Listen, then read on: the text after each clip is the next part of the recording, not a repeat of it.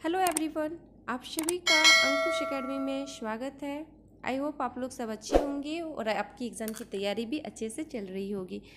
जैसा कि आप लोग जानते हैं कि अभी मेरे चैनल पे झारखंड का इतिहास का सारा टॉपिक का ऑब्जेक्टिव क्वेश्चन कराया जा रहा है, तो आप इसको ज़रूर देखिएगा क्योंकि इसमें जितने सारे क्वेश्चन हैं सारे इम्पॉर्टेंट क्वेश्चन हैं और यही क्वेश्चन बार बार हर एग्ज़ाम में पूछे जाते हैं और यही क्वेश्चन रिपीट होते रहता है। तो आज का जो क्लास है उसमें हम लोग जानेंगे झारखंड के क्षेत्रीय राजवंश।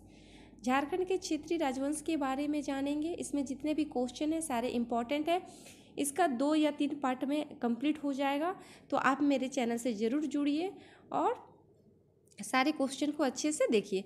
तो चलिए शुरू करते हैं, क्वेश्चन को शुरू करते हैं। क्वेश्चन नंबर 1, किस जनजाति के लोगों द्वारा सबसे पहले झारखंड राज्य निर्माण की प्रक्रिया शुरू की गई थी?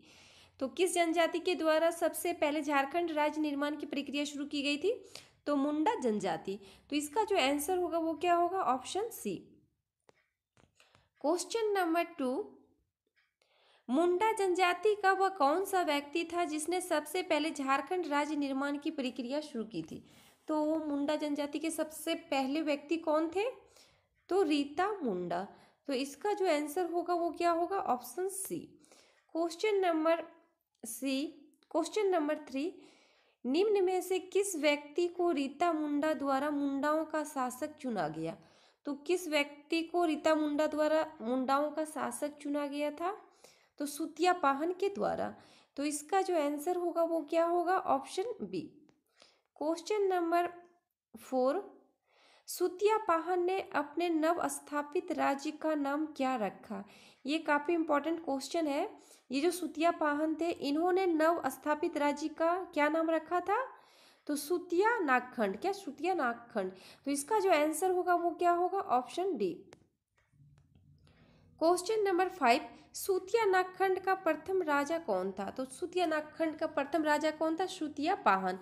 तो इसका जो आंसर होगा वो क्या होगा? Option A. क्वेश्चन नंबर 6, सुतिया नागखंड का अंतिम राजा कौन था? तो ये जो सुतिया नागखंड था इसका अंतिम राजा कौन था? तो माद्रा मुंडा। तो इसका जो आंसर होगा वो क्या होगा? Option A. Question number 7, Nagvanshi राज्य की स्थापना कब की गई थी? तो नागवंशी ये जो राज्य थी इसकी स्थापना कब की गई थी?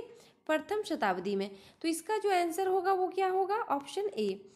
क्वेश्चन नंबर 8, नागवंशी राज्य की स्थापना किसने की थी? ये काफ़ी इंपॉर्टेंट क्वेश्चन है। ये जो नागवंशी राज्य थी इसकी स्थापना किसने की थी? फनी मुकुट राय ने। तो इसका जो आंसर होगा वो क्या होगा? Option C. क्वेश्चन नंबर 9, प्रथम नागवंशी राजा कौन था? तो प्रथम नागवंशी राजा कौन था? यही जो फनी मुकुट राय थे, ये प्रथम नागवंशी राजा थे। तो इसका जो आंसर होगा वो क्या होगा? Option B. Question number 10, Nagvanshi शासक फनी मुकुट राय की राजधानी थी। ये जो नागवंशी शासक फनी मुकुट राय थे इनकी जो राजधानी थी वो कहाँ थी? सुतियाम्बी। तो इसका जो आंसर होगा वो क्या होगा? Option B. Question number 11, J Reid के अनुसार नागवंशी राज्य की स्थापना कब की गई थी? तो जे रीड के अनुसार नागवंशी राज्य की स्थापना कब की गई थी? तो 10वीं शताब्दी में। तो इसका जो आंसर होगा वो क्या होगा? Option C. Question number 12, Nagvanshi शासक फनी मुकुट राय का राज्य कितने परगनों में विभाजित था? ये भी काफ़ी इंपॉर्टेंट क्वेश्चन था। ये जो नागवंशी शासक थे फनी मुकुट राय, इनका जो राज्य था वो कितने परगनों में विभाजित था? तो 66 परगनों में। तो इसका जो आंसर होगा वो क्या होगा? Option C. क्वेश्चन नंबर 13, निम्न में से किस राजा को नागवंश का आदि पुरुष कहा जाता है? तो नागवंश का आदि पुरुष किसे कहा जाता है? फनी मुकुट राय को। तो इसका जो आंसर होगा वो क्या होगा? Option A. Question number 14, funny मुकुट राय का विवाह निम्न में से किस राजघराने की राजकुमारी से हुआ था? तो पंचेत से। तो इसका जो आंसर होगा वो क्या होगा? Option D. क्वेश्चन, पंचेत राज्य स्थित था, ये कहाँ पे स्थित था? तो नागवंशी राज्य के पूर्व में। तो इसका जो आंसर होगा वो क्या होगा? Option A. Question number 16, funny मुकुट राय ने पंचेत राज्य की सहायता से किस राज्य को पराजित करने में सफलता प्राप्त की थी? ये जो फनी मुकुट राय थे, इन्होंने पंचित राज्य की सहायता से किस राज्य को पराजित करने में सफलता प्राप्त की थी? तो क्योझोर राज्य। तो इसका जो आंसर होगा वो क्या होगा? Option A. क्वेश्चन नंबर 17, क्योझोर राज्य स्थित था, ये कहाँ पे स्थित था? तो नागवंशी राज्य के दक्षिण में। तो इसका जो आंसर होगा वो क्या होगा? Option D. क्वेश्चन नंबर 18, निम्न में से कौन नागवंशी शासक फनी मुकुट राय का दीवान था? तो फनी मुकुट राय का दीवान कौन था? भवराय श्रीवास्तव। तो इसका जो आंसर होगा वो क्या होगा? Option C. क्वेश्चन नंबर 19, किस नागवंशी शासक ने अपने राज्य में गैर आदिवासियों को आश्रय प्रदान किया? तो वो कौन थे? फनी मुकुट राय। तो इसका जो आंसर होगा वो क्या होगा? Option A. Question number 20, Nagvanshi शासक फनी मुकुट राय की हत्या किसने की थी? ये क्वेश्चन काफ़ी इंपॉर्टेंट है। ये जो नागवंशी शासक फनी मुकुट राय थे, इनकी हत्या किसने की थी? बाघदेव सिंह। किसने? बाघदेव सिंह। तो इसका जो आंसर होगा वो क्या होगा? Option B. क्वेश्चन नंबर 21, निम्न में से किसके शासन काल में पलामू किला का निर्माण कराया गया? तो किसके शासन काल में कराया गया? तो प्रताप राय के शासन काल में। तो इसका जो आंसर होगा वो क्या होगा? Option C. Question number 22, Pratap Rai ने अपनी राजधानी को सुतियांबे से किस स्थान पर स्थानांतरित कर दिया? तो किस स्थान पे किया था? चुटिया। तो इसका जो आंसर होगा वो क्या होगा? Option B. क्वेश्चन नंबर 23, निम्न में से किस नागवंशी राजा ने सबसे पहले कर्ण की उपाधि धारण की थी? ये भी काफ़ी इम्पॉर्टेंट है कि कौन से नागवंशी राजा थे जिन्होंने सबसे पहले कर्ण की उपाधि धारण की थी? तो भीम कर्ण ने। तो इसका जो आंसर होगा वो क्या होगा? बी। क्वेश्चन नंबर 24, नागवंशी राजाओं द्वारा धारित कर्ण की उपाधि किस राजवंश से प्रभावित थी?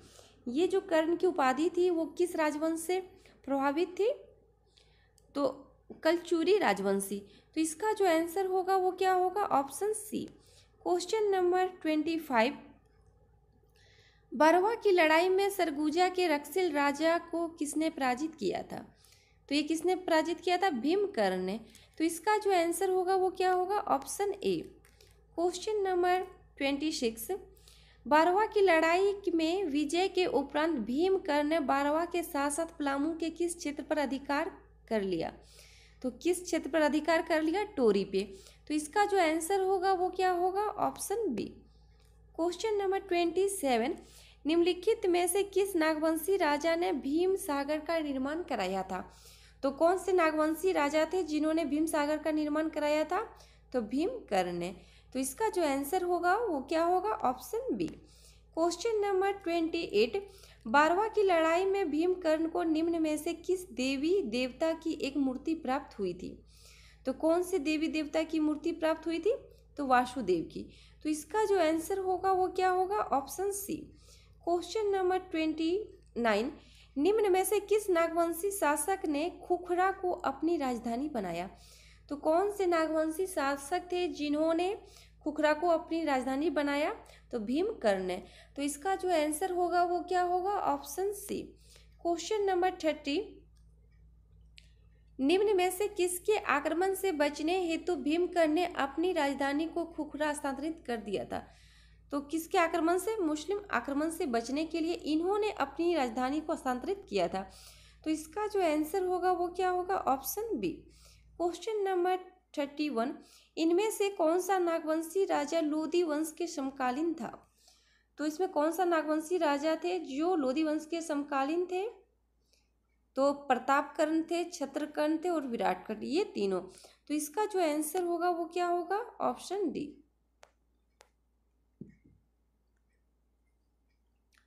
क्वेश्चन नंबर 32, नागवंशी शासक प्रतापकर्ण के समय राज्य किसके विद्रोह से त्रस्त था? तो घटवार से। तो इसका जो आंसर होगा वो क्या होगा? Option A. क्वेश्चन नंबर 33, इनमें से कहाँ के राजा ने खुखरागढ़ की घेराबंदी करके प्रतापकर्ण के किले में बंदी बना दिया था? तो कहाँ के राजा ने? तो तमाड़ के। तो इसका जो आंसर होगा वो क्या होगा? Option C. Question number 34, Tamar के राजा की बंदी से मुक्त होने में प्रतापकर्ण की मदद निम्न में से किसने की थी? तो ये जो प्रतापकरण थे इनकी मदद किसने की थी? तो बाघदेव ने। तो इसका जो आंसर होगा वो क्या होगा? Option A. Question number 35। Kharwar राजा ने प्रताप राय को मुक्त कराने के दौरान तमाड़ के राजा को पराजित किया था। इसके परिणाम स्वरूप बाघदेव को कौन सा क्षेत्र पुरस्कार के रूप में मिला था? तो इनको क्या मिला था? कर्णपुरा। तो इसका जो आंसर होगा वो क्या होगा? Option D. Question number 36। Nagvanshi राजा छत्रकर्ण के शासनकाल में कोराम्बे में किस भगवान की मूर्ति स्थापित की गई थी? तो विष्णु भगवान की मूर्ति स्थापित की गई थी। तो इसका जो आंसर होगा वो क्या होगा? Option C. Question number 37। Chaitanya महाप्रभु ने झारखंड में निम्न में से किस मत का प्रचार प्रसार किया था? ये काफी इंपॉर्टेंट है। तो किसका किया था? वैष्णव मत का। तो इसका जो आंसर होगा वो क्या होगा? Option B. Question number 38। Ramshah निम्न में से किसके समकालीन था? ये जो रामशाह थे वो किसके समकालीन थे? तो बहादुर शाह प्रथम के समकालीन थे। तो इसका जो आंसर होगा वो क्या होगा? Option C. Question number 39। Nagvanshi शासक यदुनाथ शाह निम्न में से किसके समकालीन था? ये जो नागवंशी शासक यदुनाथ शाह थे ये किसके समकालीन थे? तो फर्रुख सियर के समकालीन थे। तो इसका जो आंसर होगा वो क्या होगा? Option A. Question number 40। Question number 40। निम्न में से किस मुगल सूबेदार द्वारा आक्रमण करने के बाद यदुनाथ शाह ने उसे 1 लाख रुपए मालगुजारी देना स्वीकार किया था? तो किस मुगल सूबेदार द्वारा आक्रमण? तो सर बुलंद खां। तो इसका जो आंसर होगा वो क्या होगा? Option C. Question number 41। Sarbuland Khan के आक्रमण के बाद अपने राज्य को सुरक्षित रखने हेतु यदुनाथ शाह ने अपनी राजधानी कहाँ स्थानांतरित कर दी थी? तो कहाँ की थी? पालकोट। तो इसका जो आंसर होगा वो क्या होगा? Option A. Question number 42। Shivnath Shah के शासन काल में निम्न में से किस मुगल सूबेदार ने आक्रमण किया था? तो किसने किया था? तो फर्रुख उद्दौला। तो इसका जो आंसर होगा वो क्या होगा? Option A. Question number 43। Farooq ud-Daula के आक्रमण के पश्चात शिवनाथ शाह ने कितने रुपए मालगुजारी देना स्वीकार किया? तो कितने रुपए? 12,000 रुपये। तो इसका जो आंसर होगा वो क्या होगा? Option D. Question number 44। निम्न में से कौन सा नागवंशी शासक शिवनाथ शाह का उत्तराधिकारी था? तो वो कौन था? उदयनाथ शाह। तो इसका जो आंसर होगा वो क्या होगा? Option B. Question number 45। Nagvanshi शासक उदयनाथ शाह निम्न में से किसके माध्यम से मुगल सूबेदार अलीवर्दी खां को मालगुजारी का भुगतान करता था? तो किसके माध्यम से करता था? तो विष्णु सिंह के माध्यम से। तो इसका जो आंसर होगा वो क्या होगा? Option A. Question number 46।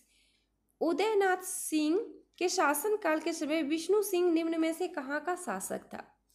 तो ये जो विष्णु सिंह थे उस टाइम ये कहाँ के शासक थे? तो रामगढ़ के शासक थे। तो इसका जो आंसर होगा वो क्या होगा? बी। Question number 47। निम्न में से कौन सा शासक उदयनाथ शाह का उत्तराधिकारी था? तो कौन सा शासक था? श्याम सुंदर शाह। ये जो श्याम सुंदर शाह था ये उदयनाथ शाह का उत्तराधिकारी बना। तो इसका जो आंसर होगा वो क्या होगा? Option A. Question number 48। Shyam सुंदर शाह के शासन के दौरान मराठा योद्धा भास्कर राव पंडित ने झारखंड के रास्ते कहाँ आक्रमण किया था? तो कहाँ पे? बंगाल में।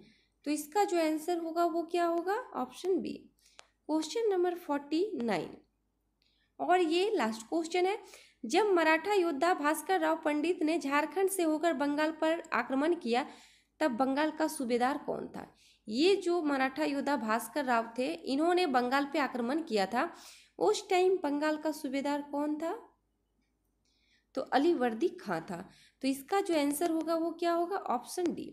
इसमें जितने भी क्वेश्चन है अगर देखा जाए तो सारा क्वेश्चन काफ़ी इम्पोर्टेंट है और ये आप लोग जानते ही होंगे कि मेरे चैनल पे भी झारखंड का इतिहास का सारा टॉपिक कराया जा रहा है। कि कोई भी एग्जाम की तैयारी करते हैं तो आप मेरे चैनल से जुड़ सकते हैं। आपको सब्जेक्ट वाइज सारा कराया जाएगा और ये सारा ऑब्जेक्टिव क्वेश्चन है, इसको बस एक बार वीडियो देखना है और उसका पीडीएफ हमारे टेलीग्राम ग्रुप पे मिल जाएगा। वहाँ से जाके आपको सिर्फ एक बार टेस्ट लगाना है, जिससे आपका सारा क्वेश्चन क्लियर हो जाएगा। मैं उम्मीद करती हूँ कि आपको ये वीडियो पसंद आई होगी। और जी, जो लोग मेरे चैनल को सब्सक्राइब नहीं किए हैं तो आप मेरे चैनल को सब्सक्राइब कीजिए, लाइक कीजिए और शेयर कीजिए। Thank you.